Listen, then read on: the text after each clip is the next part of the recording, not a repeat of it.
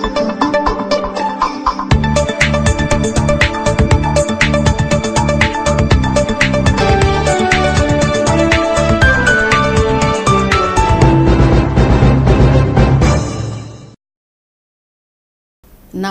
కృష్ణతేజ వార్తలకి స్వాగతం. ముందుగా వార్తల్లోని ముఖ్యాంశాలు. శ్రీవారిని దర్శించుకున్న కేంద్ర మంత్రి మహేష్ శర్మ. 70 కోట్లతో నిర్మిస్తున్న ఇండియన్ కలినరీ విద్యా సంస్థను పరిశీలించిన మంత్రి. తిరుపతిలో ఏర్పాటు చేయడం హర్షణీయమన్న కేంద్ర మంత్రి. స్మగ్లర్లు ఎంతటి వారైనా ఉపేక్షించేది లేదు, ఎక్కడున్నా అరెస్టు చేస్తామన్న చిత్తూరు ఎస్పీ శ్రీనివాసులు.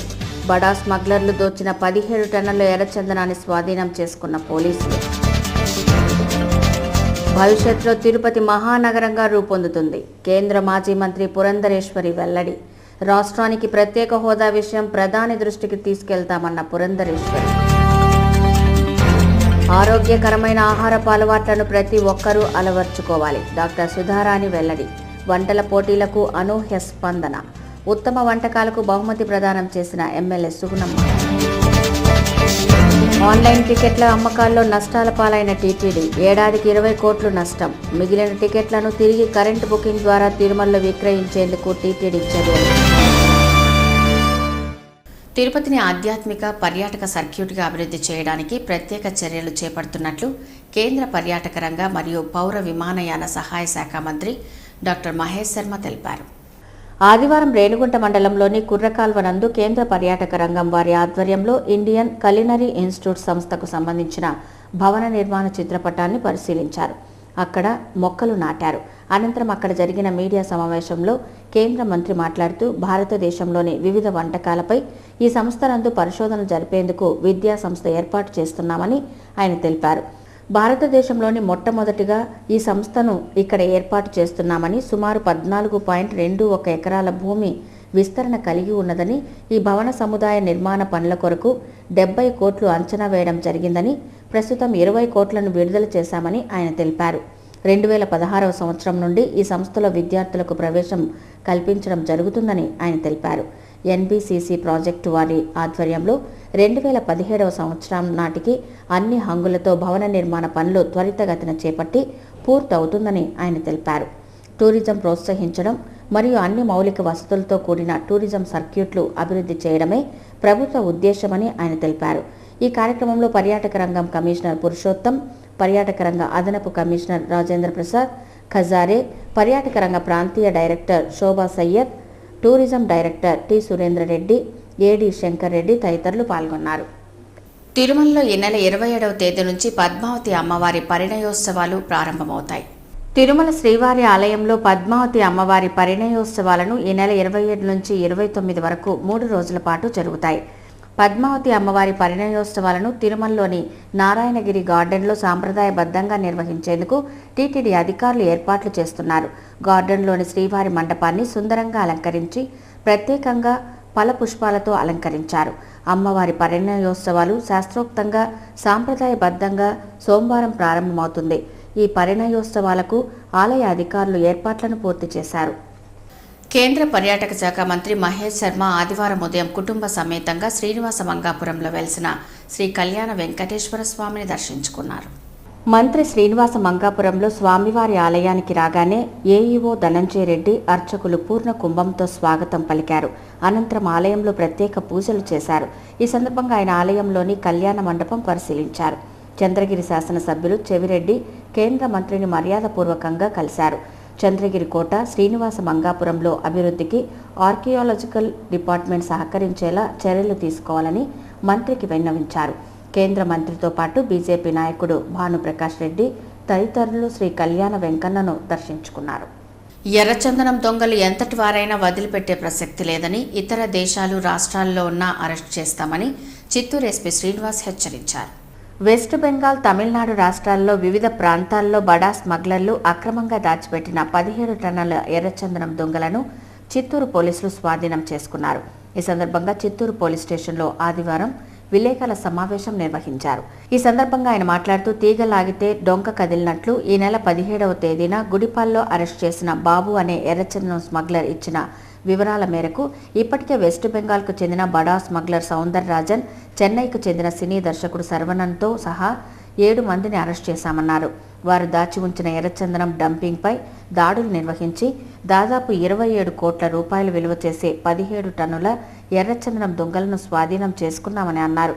చెన్నై, వెస్ట్ బెంగాల్ రాష్ట్రాలలో పలుచోట్ల ఎర్రచందనం దొంగలు నిల్వ ఉంచిన విషయాలు, దొంగల నుంచి సమాచారం రాబట్టి అక్కడ పోలీసుల సహకారంతో దాడులు నిర్వహించామన్నారు.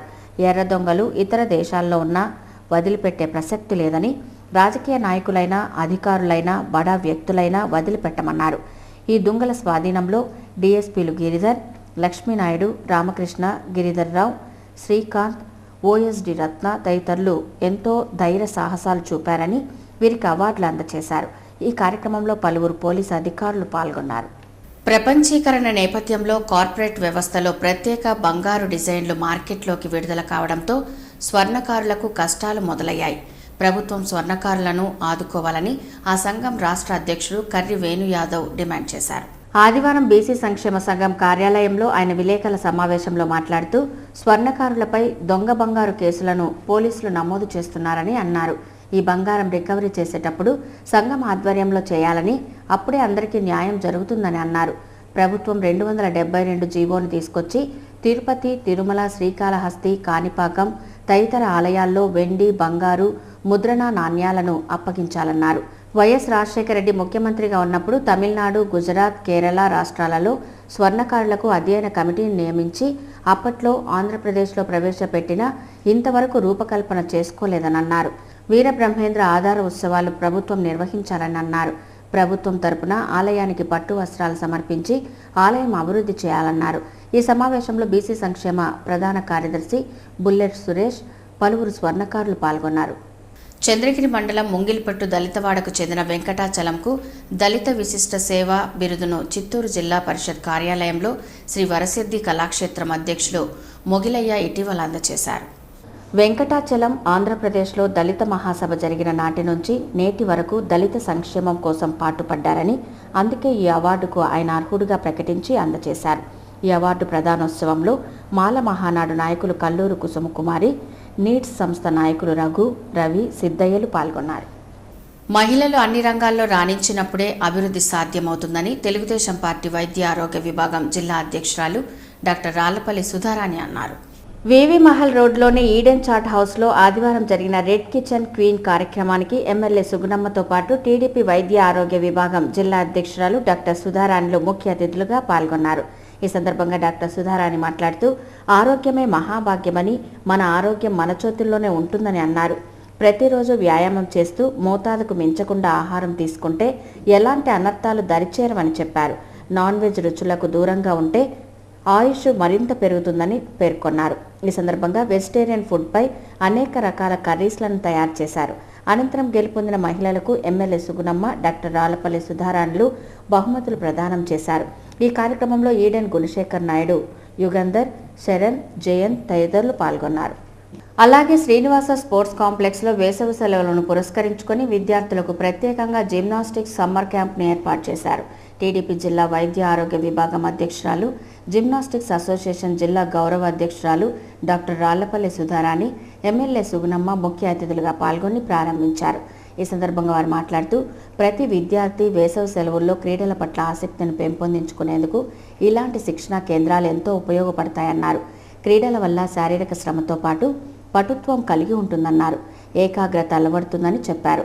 స్పోర్ట్స్ కాంప్లెక్స్లో మౌలిక వసతుల కల్పనకు నిధులు సమకూర్చుకునేందుకు ప్రభుత్వంతో మాట్లాడి సహకరిస్తామని పేర్కొన్నారు.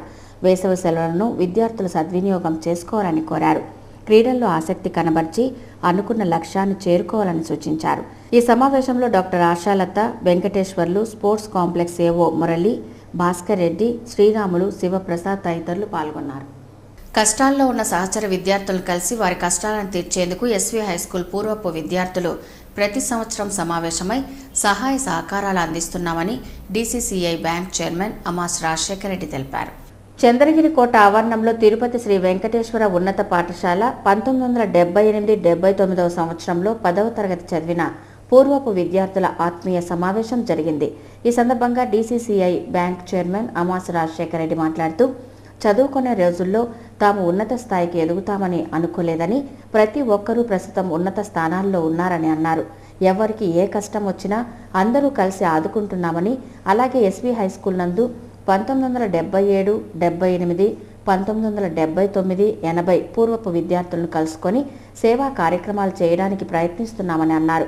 అనంతరం తెలుగుదేశం పార్టీ నాయకులు ఊకా విజయ్ కుమార్ మాట్లాడుతూ, సేవా భావంతోనే ఇలా ప్రతి సంవత్సరం సమావేశమవుతున్నామని, స్నేహభావంతో ప్రతి ఒక్కరిని ఆదరిస్తున్నామని అన్నారు. విద్యార్థులుగా ఉన్నప్పుడు ఎంతో అల్లరి చేశామని, పలువురిని ఆట పట్టించామని, అలాంటి జ్ఞాపకాలు నెమరు వేసుకుంటూ పలువురికి సహకారాలు అందజేస్తున్నామని అన్నారు. ఈ ఆత్మీయ కలయిక ద్వారా ఇంతమంది స్నేహితులను కలుసుకోవడం ఎంతో అదృష్టమని, వారి శ్రేయస్సు కోసం కృషి చేస్తామని అన్నారు. ఈ కార్యక్రమంలో పూర్వపు విద్యార్థులు చంద్రమౌళి, భక్తవత్సలం, మధు, ప్రసన్న కుమార్ రెడ్డి, సిహెచ్వి కుమార్ తదితరులు పాల్గొన్నారు. దేశంలో నాన్ వెజ్ రుచులకు పేరొందిన మోతీ మహల్ డీలక్స్ తండూరి ట్రయల్ రెస్టారెంట్ను తిరుపతి ప్రజలకు అందుబాటులోకి తేవడం ఎంతో అభినందనీయమని, ఈ రెస్టారెంట్ ఢిల్లీలో 1920వ సంవత్సరంలో ప్రారంభించబడిందని మాజీ కేంద్ర మంత్రి పురంధరేశ్వరి తెలిపారు. అన్నారావు సర్కిల్లో నూతనంగా ఏర్పాటు చేసిన మోతీ మహల్ డీలక్స్ తండూరి ట్రయల్ రెస్టారెంట్ను ఆదివారం కేంద్ర మాజీ మంత్రి పురంధేశ్వరి, ఎమ్మెల్యే సుగుణమ్మ, ఎమ్మెల్సీ బత్యాల చెంగల్రాయుడు ప్రారంభించారు. ఈ సందర్భంగా పురంధరేశ్వరి మీడియాతో మాట్లాడుతూ, సాంప్రదాయక రుచులకు పెట్టింది పేరు మోతీ మహల్ డీలక్స్ రెస్టారెంట్ అని, ఢిల్లీలోని ఈ రెస్టారెంట్లో మాజీ ప్రధానమంత్రులు, కేంద్ర మంత్రులు ఎంతో మంది రెస్టారెంట్కి వెళ్లి రుచులు చూసినట్లు గుర్తు చేశారు. అలాంటి పెద్ద రెస్టారెంట్ 120వ బ్రాంచ్ను తిరుపతిలో ప్రారంభించడం రాబోయే రోజుల్లో తిరుపతి అన్ని రంగాల్లో ఎంతో అభివృద్ధి చెందబోతున్నదని చెప్పారు. అనంతరం ఎమ్మెల్యే సుగుణమ్మ, చెంగల్రాయుడు మాట్లాడుతూ, మోతీ మహల్ డీలక్స్ రెస్టారెంట్ దినదినాభివృద్ధి చెంది నేడు ఎంతో మందికి ఉపాధి కల్పిస్తున్నదని చెప్పారు. ఈ సమావేశంలో నాగభూషణం, బాలు, కోడూరు బాలసుబ్రహ్మణ్యం, నగర ప్రముఖులు పాల్గొన్నారు. ప్రపంచ ప్రసిద్ధిగాంచిన తిరుమల శ్రీ బాలాజీని దర్శించుకోవడం చాలా సంతోషంగా ఉందని కేంద్ర మంత్రి డాక్టర్ మహేష్ శర్మ అన్నారు. శ్రీవారి దర్శనార్థం గత రాత్రి తిరుమలకు చేరుకున్న కేంద్ర మంత్రి ఆదివారం ఉదయం స్వామివారి నైవేద్య విరామ సమయంలో శ్రీవారిని దర్శించుకున్నారు. అనంతరం రంగనాయకుల మండపంలో వేద పండితులు ఆశీర్వచనం చేశారు. ఆలయ అధికారులు స్వామివారి తీర్థ ప్రసాదాలను అందజేశారు. ప్రపంచవ్యాప్తంగా గొప్ప విశిష్టత కలిగిన తిరుమల శ్రీవారిని దర్శించుకోవడం చాలా సంతోషంగా ఉందని అన్నారు. కేంద్ర ప్రభుత్వానికి శ్రీవారి అనుగ్రహం ఎల్లవేళలా ఉండాలని ప్రార్థించినట్లు మంత్రి పేర్కొన్నారు. అలాగే యువ హీరో నాగశౌర్య ఆదివారం ఉదయం శ్రీవారిని దర్శించుకున్నారు.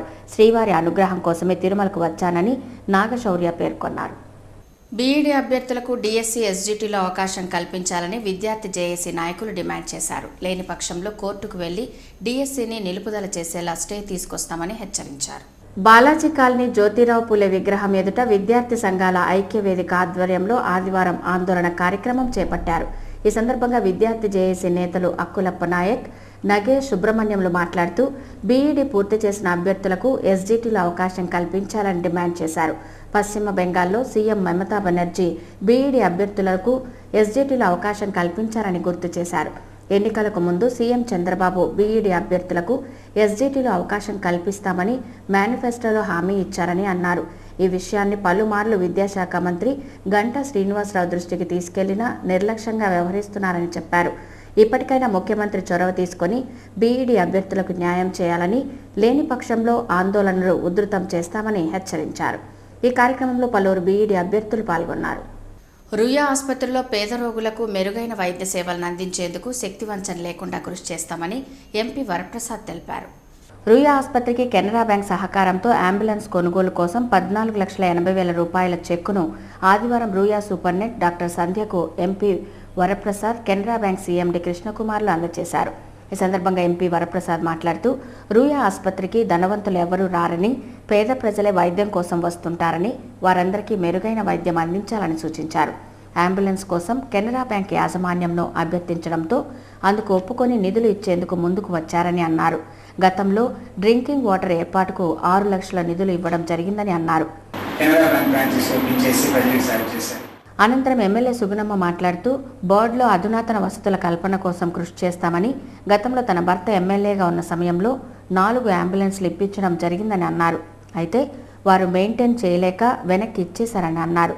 రుయాను అన్ని విధాలుగా అభివృద్ధి చేసేందుకు శక్తివంచన లేకుండా కృషి చేస్తామని హామీ ఇచ్చారు. ఈ కార్యక్రమంలో వైద్యులు చంద్రయ్య, శ్రీహరి, శ్రీధర్, కెనరా బ్యాంక్ డీజీఎం సాయికుమార్ తదితరులు పాల్గొన్నారు. అమ్మాయిల సంక్షేమాన్ని ఆశించి తల్లిదండ్రులకు ఎలాంటి ఖర్చు లేకుండా ఆర్థికంగా అమ్మాయిలు వృద్ధి చెంది వారి పెళ్లిళ్లకు, విద్యకు దోహదపడేలా పోస్టాఫీసుల్లో కొత్తగా అమ్మాయిల కోసం సుకన్య సమృద్ధి పథకాన్ని కేంద్ర తపాలా శాఖ ప్రవేశపెట్టినట్లు జిల్లా సూపరింటెండెంట్ శర్మ తెలిపారు. ఆడపిల్ల జన్మించగానే వారి పేరుతో పోస్టాఫీసులో సుకన్య సమృద్ధిని పథకంలో ఖాతా తెరిచి నెలకు 1000 రూపాయల చొప్పున జమ చేసుకోవచ్చని, అలా పొదుపు చేసిన వారికి 9.2% చొప్పున వడ్డీ జమ అవుతుందని, ఇలా 18 సంవత్సరాల తర్వాత వారికి 6,70,000 జమ అవుతుందని తెలిపారు. సుకన్య సమృద్ధిని అకౌంట్ ఎవరి పేరున ఉంటే వారే డబ్బులు తీసుకునే అవకాశం ఉంటుందని తెలిపారు. తల్లిదండ్రులు కూడా ఖాతా నుంచి డబ్బులు తీసుకునే అవకాశం లేదని అన్నారు. ప్రజలు దీన్ని గుర్తించి ఈ పథకాన్ని సద్వినియోగం చేసుకోగలరని పోస్టల్ సూపరింటెండెంట్ శర్మ కోరారు. కేంద్ర ప్రభుత్వం కొత్తగా ప్రవేశపెట్టనున్న భూ సంస్కరణ చట్టాన్ని వ్యతిరేకిస్తూ మే 14వ తేదీన జైల్ భరో కార్యక్రమాన్ని చేపట్టనున్నామని సిపిఐ జిల్లా కార్యదర్శి రామానాయుడు పేర్కొన్నారు. తిరుపతిలోని బైరాగపట్టిలో గల సిపిఐ కార్యాలయంలో జిల్లా స్థాయి ముఖ్య కార్యకర్తల సమావేశం ఆదివారం జరిగింది. ఈ సందర్భంగా సిపిఐ జిల్లా కార్యదర్శి మాట్లాడుతూ మే 1న కార్మిక దినోత్సవాన్ని ఒక పండుగ వాతావరణంలో అన్ని రంగాలకు చెందిన కార్మికులు జరుపుకోవాలని కోరారు. అలాగే మే 14వ తేదీన కేంద్ర ప్రభుత్వం ప్రవేశపెట్టనున్న భూ సంస్కరణ చట్టాన్ని వ్యతిరేకిస్తూ జైల్ భరో కార్యక్రమాన్ని జిల్లా వ్యాప్తంగా నిర్వహిస్తున్నట్లు ఆయన పేర్కొన్నారు. ఈ కార్యక్రమాన్ని జయప్రదం చేయాలని ఈ సందర్భంగా పార్టీ శ్రేణులకు పిలుపునిచ్చారు. ఈ సమావేశంలో సిపిఐ నగర కమిటీ నాయకులు పెంచలయ్య, మురళి తదితరులు పాల్గొన్నారు. మాజీ సైనికులు ఎదుర్కొంటున్న సమస్యలను పరిష్కరించడంలో ప్రభుత్వం బాధ్యతాయుతంగా వ్యవహరించాలని రిటైర్డ్ సైనిక ఉద్యోగ సంఘం నాయకులు డిమాండ్ చేశారు. తిరుపతిలోని యూత్ హాస్టల్లో ఆదివారం జిల్లా స్థాయి మాజీ సైనిక ఉద్యోగ పెన్షనర్ల సమావేశం జరిగింది. ఈ సందర్భంగా వారు మాట్లాడుతూ పదవీ విరమణ తర్వాత ఉద్యోగుల సంక్షేమం పట్ల ప్రభుత్వం బాధ్యతగా వ్యవహరించడం లేదని వాపోయారు. పెన్షనర్లందరికీ ఉచితంగా వైద్య చికిత్స పథకాన్ని అమలు చేయాలని ఈ సందర్భంగా కోరారు. అలాగే మాజీ సైనికులు ఎదుర్కొంటున్న సమస్యల పరిష్కారానికి ప్రభుత్వం చొరవ చూపాలని కోరారు. ఈ సమావేశంలో తీసుకున్న నిర్ణయాలను కేంద్ర కమిటీ ముందు ఉంచుతామని తెలిపారు. ఈ కార్యక్రమంలో మాజీ సైనిక ఉద్యోగుల సంఘం నాయకులు విద్యాసాగర్, ఎంఆర్ రెడ్డి, భాష, మహేష్ కుమార్, భాస్కర్ రెడ్డి తదితరులు పాల్గొన్నారు. తిరుపతి కార్పొరేషన్ ఎన్నికల్లో వైఎస్ఆర్సీపీ మెజార్టీ స్థానాలు గెలుపొందాలని, అందుకోసం ఇప్పటి నుంచి ప్రజా సమస్యలపై దృష్టి సారించాలని మాజీ ఎమ్మెల్యే భూమన కరుణాకర్ రెడ్డి పిలుపునిచ్చారు. పద్మావతిపురంలోని కరుణాకర్ రెడ్డి స్వగృహంలో పార్టీ నేతలు, కార్యకర్తల సమావేశం ఆదివారం జరిగింది. ఈ సందర్భంగా మహిళా కార్యకర్తల ఆధ్వర్యంలో కరుణాకర్ రెడ్డి కేక్ కట్ చేసి పంచిపెట్టారు. ఈ సందర్భంగా కొంతమంది పార్టీ నాయకులకు పదవుల నియామక పత్రాలను కరుణాకర్ రెడ్డి అందజేశారు. కరుణాకర్ రెడ్డి మాట్లాడుతూ త్వరలో తిరుపతితో పాటు విశాఖపట్నం, గుంటూరు, ఒంగోలు మరికొన్ని కార్పొరేషన్లకు ఎన్నికలు జరగనున్నాయని అన్నారు. ఇప్పటి నుంచి మీరందరూ పార్టీ నిర్మాణానికి పునరంకితం కావాలని పిలుపునిచ్చారు. పార్టీని ఉద్యమాల పార్టీగా నిర్మించేందుకు మనమంతా కలిసికట్టుగా పనిచేద్దామని పార్టీ నేతలు, కార్యకర్తలకు పిలుపునిచ్చారు. ఈ సమావేశంలో కుసుమకుమారి, పాలగిరి ప్రతాప్ రెడ్డి, వెంకటేష్ రెడ్డి, రాజేంద్ర, వెంకటముండ్రెడ్డి, తిరుమలయ్య పార్టీ నేతలు పాల్గొన్నారు. శ్రీవారి దర్శనార్థం తిరుమలకు విచ్చేసే భక్తుల సౌకర్యార్థం 300 రూపాయల ప్రత్యేక ప్రవేశ దర్శన కరెంటు బుకింగ్ విధానాన్ని తిరుమలలో తిరిగి ప్రవేశపెట్టాలని టీటీడీ అధికారులు నిర్ణయించారు. సుదూర ప్రాంతాల నుంచి వచ్చే భక్తుల సౌకర్యార్థం 300 రూపాయల ప్రత్యేక ప్రవేశ దర్శన టికెట్లను తిరుమలలో కరెంటు బుకింగ్ విధానాన్ని రద్దు చేసి ఆ కోటాలన్నింటినీ ఆన్లైన్లో పొందుపరిచారు. ఆన్లైన్లో ఒకరోజు ముందు నుంచి 50 రోజుల గడువుతో రోజుకు 18,000 టికెట్లను భక్తులు పొందేలా ఆన్లైన్ బుకింగ్ విధానం కల్పించింది టీటీడీ. అయితే వీటిలో కొన్ని స్లాట్లలో టికెట్లు అమ్ముడు కావడం లేదు. దీన్ని గుర్తించిన టీటీడీ అధికారులు వాటిని తపాలా శాఖ వారికి కేటాయించారు. అయితే ఆన్లైన్లో టికెట్లు పొందుపరిచే సదుపాయం కల్పించిన 6 నెలలలో 7 లక్షల మంది భక్తులు స్వామి దర్శనం పొందలేకపోయారు. అలా ఆన్లైన్లో 7 నెలల వ్యవధిలో లక్షలాది టికెట్లు అమ్ముడుపోక మిగిలిపోతున్నాయని టీటీడీ అధికారులు గుర్తించారు. గత ఏడాది కాలంలో ఆన్లైన్లో ప్రత్యేక ప్రవేశ దర్శనం టికెట్లు అమ్ముడుపోక దాదాపు 20 కోట్ల మేరకు ప్రత్యేక ప్రవేశ దర్శనం ద్వారా టీటీడీకి నష్టం వాటిల్లిందని టీటీడీ అధికారులు గుర్తించారు. ఇదిలా ఉండగా తిరుమలకు శ్రీవారి దర్శనార్థం వచ్చి సకాలంలో దర్శనం కాక సర్వదర్శనంలో గంటల తరబడి ఉండలేక సుదూర ప్రాంత ప్రజలు వెనుదిరిగి వెళ్లిపోతున్న సంఘటనలు నిత్యం జరుగుతున్నాయి. ఇదివరలో 300 రూపాయల ప్రత్యేక ప్రవేశ దర్శనం ఉన్నప్పుడు సర్వదర్శనం ఆలస్యం అవుతుందని గుర్తించే భక్తులు వారి స్తోమతను బట్టి ప్రత్యేక ప్రవేశ దర్శనం టికెట్లు పొంది 4 గంటల వ్యవధిలో స్వామిని దర్శించుకునేవారు. అయితే టీటీడీ అధికారులు కరెంటు బుకింగ్ విధానాన్ని రద్దు చేసి ఆ టికెట్లను ఆన్లైన్లో పొందుపర్చారు. దీని కారణంగా టీటీడీ భారీగా ఆదాయాన్ని కోల్పోయింది. అదే కాక కరెంటు బుకింగ్ విధానాన్ని రద్దు చేయడంతో శ్రీవారి భక్తులు రాష్ట్ర ముఖ్యమంత్రి చంద్రబాబు నాయుడు దృష్టికి తీసుకెళ్లారు. టీటీడీ అధికారుల తీరు పట్ల ఫిర్యాదు చేశారు. దాంతో స్పందించిన రాష్ట్ర ముఖ్యమంత్రి భక్తుల ఫిర్యాదు వాస్తవమైనదేనని టీటీడీ అధికారులు సైతం సీఎంకు వివరించారు. దాంతో ముఖ్యమంత్రి స్పందించి తిరుమలలో ఇదివరలో లాగానే 300 రూపాయల ప్రత్యేక ప్రవేశ దర్శనం కరెంటు బుకింగ్ కోటాను యథాతథంగా కొనసాగించాలని ఆదేశించారు. దాంతో కంగుతిన్న టీటీడీ అధికారులు వేసవి సెలవుల్లో తిరుమలలో ఎదురయ్యే భక్తుల రద్దీని పరిగణలోకి తీసుకున్న పిదప తిరుమలలో తిరిగి ప్రత్యేక ప్రవేశ దర్శనం కరెంటు బుకింగ్ టికెట్ల విక్రయాన్ని యథావిధిగా ప్రవేశపెట్టాలని టీటీడీ అధికారులు నిర్ణయించారు. ఆ మేరకు మరో కొద్ది రోజుల్లో తిరుమలలో తిరిగి 300 రూపాయల ప్రత్యేక ప్రవేశ దర్శనం కరెంటు బుకింగ్ విధానాన్ని భక్తులకు అందుబాటులో ఉంచుతూ పునః ప్రారంభించనుంది. వేసవి సెలవుల్లో కుటుంబ సభ్యులు పిల్లలతో ఉత్సాహంగా ఉల్లాసంగా గడిపేందుకు తిరుపతి ప్రజల ముంగిట Shri Bhuvaneshwari trade fair exhibition ఏర్పాటు చేయడం జరిగిందని ఎగ్జిబిషన్ మేనేజింగ్ డైరెక్టర్ శ్రీనివాస్ తెలిపారు. ఆర్టీసీ బస్టాండ్ సమీపంలోని ఎగ్జిబిషన్ గ్రౌండ్లో ఆదివారం ఏర్పాటు చేసిన మీడియా సమావేశంలో శ్రీనివాస్ మాట్లాడుతూ గత 20 సంవత్సరాలుగా పలు రకాల పేర్లతో ఎగ్జిబిషన్లను ఏర్పాటు చేస్తూ ప్రజల్లో ఆనందాన్ని నింపుతున్నామని చెప్పారు. ఈ ఏడాది హాంకాంగ్ డిస్నీలాండ్ తరహాలో ప్రవేశ ద్వారాన్ని ఏర్పాటు చేశామన్నారు. 30కు పైగా అమ్యూజ్మెంట్ స్టాల్స్ ఏర్పాటు చేశామని, వాటితో పాటు 200కు పైగా స్టాల్స్ ఏర్పాటు చేశామన్నారు. ఎగ్జిబిషన్కు కుటుంబం అంతా విచ్చేసి ఆనందంగా గడిపేందుకు అన్ని రకాల మౌలిక వసతులు ఏర్పాటు చేశామన్నారు. గత ఏడాది కన్నా ఈ ఏడాది కొన్ని కొత్త రకములైన అమ్యూజ్మెంట్స్లను ఏర్పాటు చేశామన్నారు. స్టాల్స్లలో కూడా సరసమైన ధరలకు అందుబాటులో ఉంచామని శ్రీనివాస్ తెలిపారు.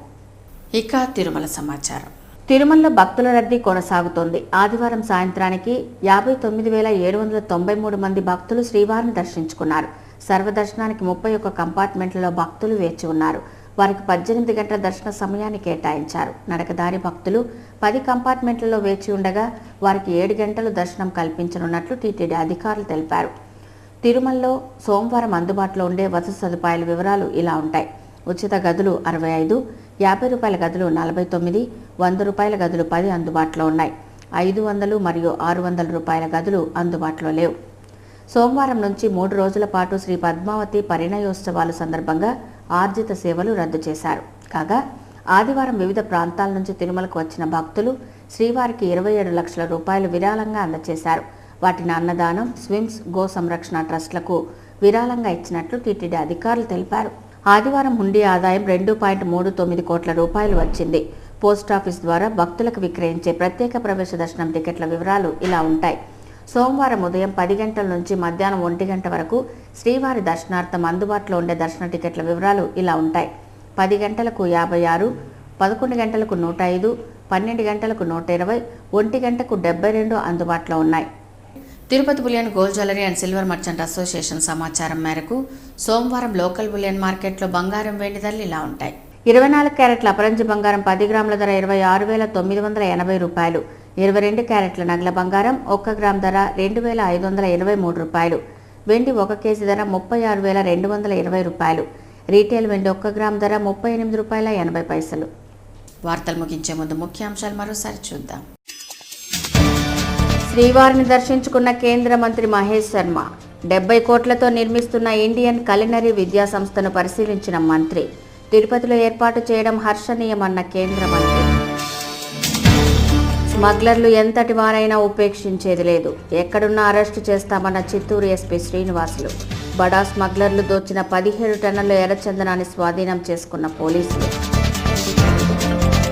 భవిష్యత్తులో తిరుపతి మహానగరంగా రూపొందుతుంది. కేంద్ర మాజీ మంత్రి పురంధరేశ్వరి వెల్లడి. రాష్ట్రానికి ప్రత్యేక హోదా విషయం ప్రధాని దృష్టికి తీసుకెళ్తామన్న పురంధరేశ్వరి. ఆరోగ్యకరమైన ఆహారపు అలవాట్లను ప్రతి ఒక్కరూ అలవర్చుకోవాలి. డాక్టర్ సుధారాణి వెల్లడి. వంటల పోటీలకు అనూహ్య స్పందన. ఉత్తమ వంటకాలకు బహుమతి ప్రదానం చేసిన ఎమ్మెల్యే సుగుణమ్మ. ఆన్లైన్ టికెట్ల అమ్మకాల్లో నష్టాల పాలైన టీటీడీ. ఏడాదికి 20 కోట్లు నష్టం. మిగిలిన టికెట్లను తిరిగి కరెంటు బుకింగ్ ద్వారా తిరుమలలో విక్రయించేందుకు టీటీడీ చర్యలు. ఈ వార్తలు ఇంతటితో సమాప్తం. నమస్కారం.